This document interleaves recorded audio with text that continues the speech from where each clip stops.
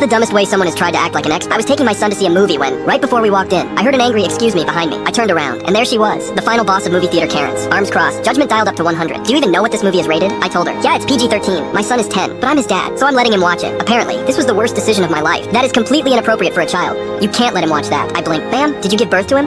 No, then why are we talking? I told her. It's my kid. If I say he can watch it, he can watch it. But instead of realizing this was none of her business, she doubled down. Movies like this will corrupt him. Kids shouldn't be exposed to such violence. Bro, the movie, a superhero movie, with a talking raccoon. I said, ma'am, I promise you, watching a PG-13 movie isn't going to turn my son into a criminal. Then, she pulled the wildest move of all. She ran to get the manager. I kid you not. She dragged the poor guy over like she was making a citizen's arrest. This man is letting his son watch an inappropriate movie. The manager just stared.